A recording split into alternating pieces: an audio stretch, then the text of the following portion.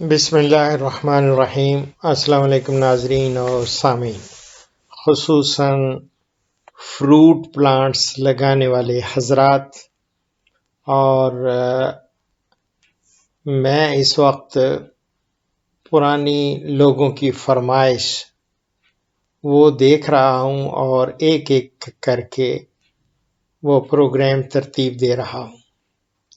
تو میرے سامنے جناب حکیم محمد علی بلوچ صاحب کراچی سے، ان کی فرمائش ہے کہ ڈاکٹر صاحب پستہ کی پیداواری ٹیکنالوجی کے بارے میں کوئی پروگرام آپ ترتیب دیں۔ تو میری جان، پستہ یہ فارسی کا ورڈ ہے، اور دنیا بھر میں جو پستہ سب سے عام اور زیادہ کاشت کیا جاتا ہے نا، اس کا ٹیکنیکل نام ہے پستاشیو ویرا۔ پستاشیو ویرا کے علاوہ اس فیملی میں اس جو اسٹوڈنٹس میرا پروگرام دیکھ رہے ہیں ان کے لیے یہ فیملی کا نام ہے ایناکارڈییسی۔ ایناکارڈییسی جو ہے فیملی ہے، اور اس خاندان کے 4 اور بھی اسپیشیز ہیں جو گرو کی جاتی ہیں۔ ایک پستاشیو ٹیریلینتھس ہے، اسی طرح پستاشیو اٹلانٹشا، اور اسی طرح پستاشیو موٹیکا ہے، اور چوتھی قسم ہے یہ پستاشیو ویرا کے علاوہ بات کر رہا ہوں، پستاشیو چائنینسس۔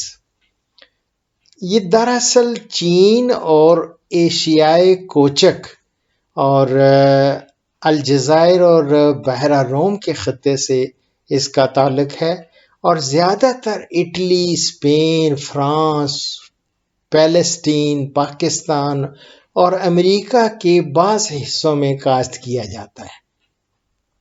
پاکستان میں اس کی کاشت زیادہ تر کوئٹہ اور اس کے علاوہ جو ٹھنڈے علاقے ہیں، سرد خشک جہاں آب و ہوا ہے، ان علاقوں میں اس کی کاشت ہوتی ہے۔ مثلاً سکردو ہے، اور اس کے علاوہ کچھ پشاور اور ڈیرہ اسماعیل خان وغیرہ بھی ہے، لیکن ملک میں اس کی کاشت نہ ہونے کے برابر ہی سمجھے۔ اور آب و ہوا اس کو میں نے جس طرح بتایا، سرد خشک موسم میں یہ بڑھتا ہے اور پھل دیتا ہے، اور خشک موسم جو ہے وہ پھل کی پیداوار کے لیے بہت ضروری ہے۔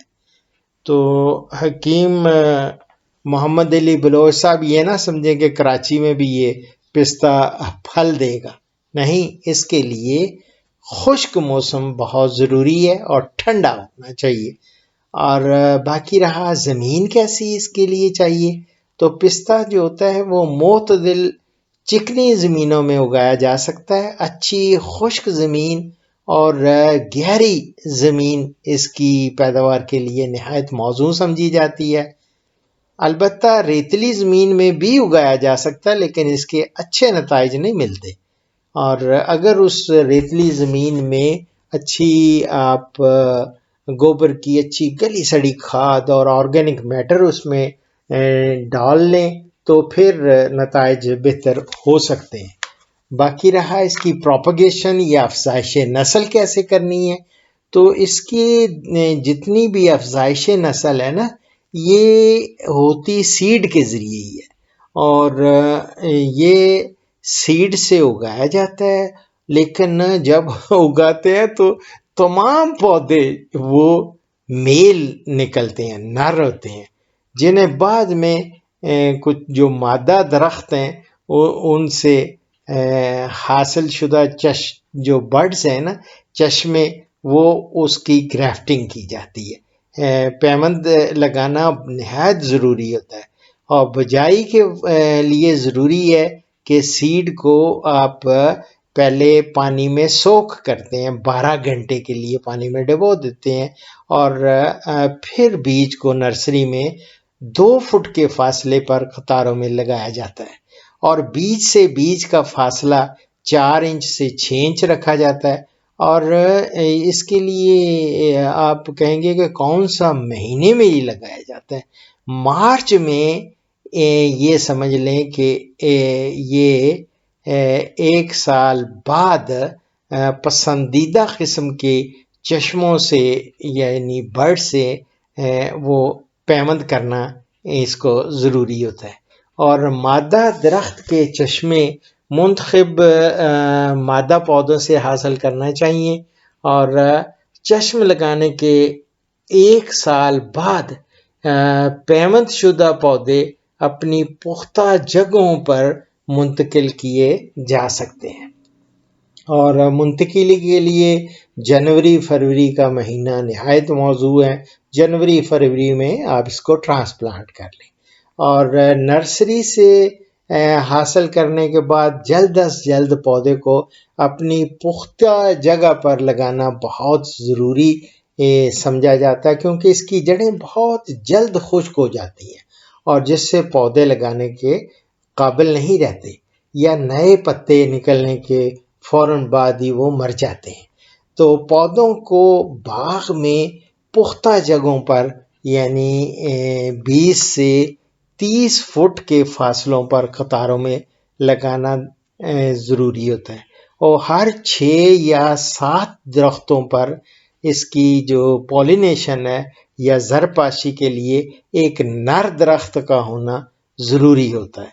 اور باقی رہا اس کی آبپاشی کے لیے یہ ہمارے ہاں یہ ریکمینڈ کیا جاتا ہے کہ پستے کا درخت جب ایک دفعہ مستقل طور پر لگ جائے تو پھر قدرتی بارش پر بھی بغیر آبپاشی کے کامیاب پیداوار دیتا رہتا ہے۔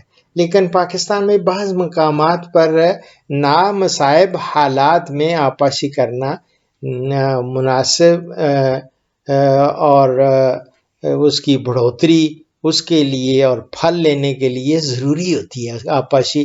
تو بہت سارے لوگ اس کو ڈرپ اریگیشن، کیونکہ پانی کی کمی ہوتی ہے اور اس میں ڈرپ اریگیشن کا استعمال کیا جاتا ہے۔ میں کچھ پلانٹس کی اور باغ کی ایک تصویر بھی دے رہا ہوں جس میں ڈرپ اریگیشن کے ذریعے اس کو پانی دیا جا رہا ہے۔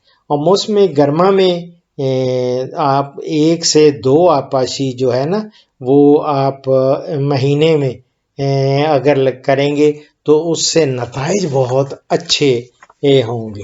اور باقی رہا اس کے لیے کھادوں کا استعمال، تو پستے کا درخت یہ دوسرے جو پت جڑ والے درخت ہیں ان کی طرح ہی ان کو کھاد وہ دینی ہوتی ہے، اور کھاد کے لیے یہ سمجھ لیں کہ 1 ایکڑ کے لیے کوئی 150 سے 200 من تک بھی اگر آپ وہ ڈال دیں نا تو بہت اچھے نتائج حاصل ہوتے ہیں۔ اچھی گلی سڑی گوبر کی کھاد ہونی چاہیے، کچی نہیں ہونی چاہیے۔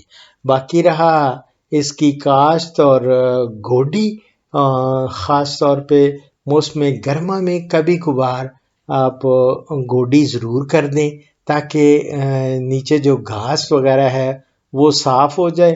اور پستے کے باغ میں سال کے دوران کم از کم اگر 2 دفعہ آپ ہل چلا دیں تو اس سے پیداوار میں کافی اضافہ دیکھنے میں آیا ہے۔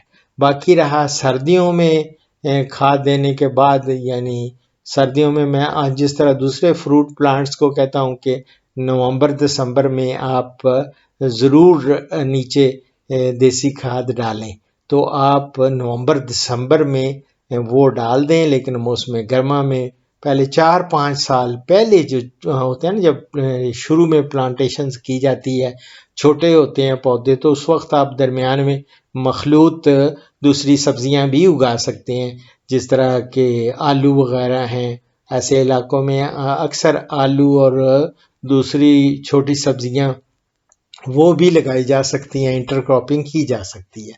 باقی اس کی زیادہ شاخ تراشی نہیں کرتے، جب یہ بڑا ہو جاتا ہے تو یہ بہت زیادہ اس کی پروننگ ٹریننگ نہیں، لیکن جو ڈیڈ برانچز دیکھیں یا دیکھیں کہ وہ برانچ ٹھیک نہیں ہے تو اس کی شاخ تراشی ہم کر لیتے ہیں، اور اس کے بعد بوڈیو پیسٹ یا بوڈی مکسچر جو ہے وہ اس کا سپرے کر دیں تو بہترین جناب میری جان یہ آپ کو پیداوار دے گا۔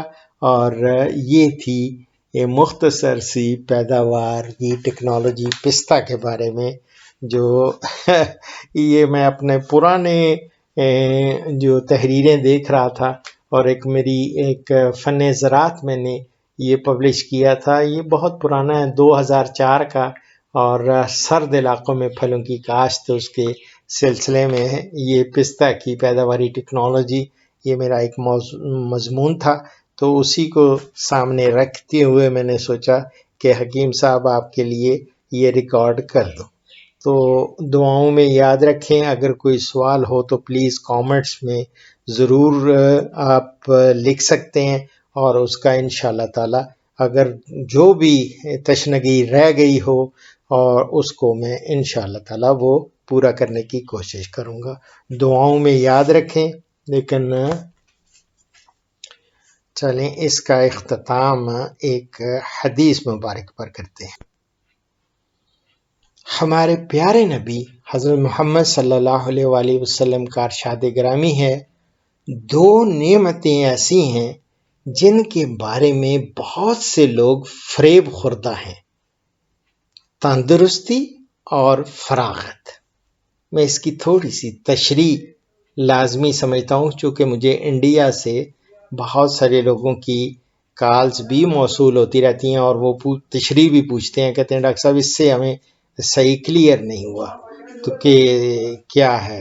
تو میری جان، تندرستی اور صحت اللہ کی عظیم ترین نعمت ہے، اسی لیے اس کی قدر کرنے کی تلقین کی گئی ہے۔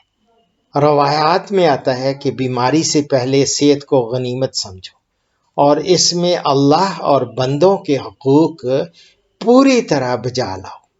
دوسری نعمت فراغت ہے، یعنی انسان دنیا کے غموں، مصروفیات اور تفکرات سے فارغ البال ہو، اس کی بھی قدر کرنی چاہیے، اور یہ بہت بڑا سکون اور راحت ہے۔ اسی کے ساتھ ڈاکٹر اشرف صاحبزادہ کو اجازت دیں، اپنی دعاؤں میں یاد رکھیں، فی امان اللہ۔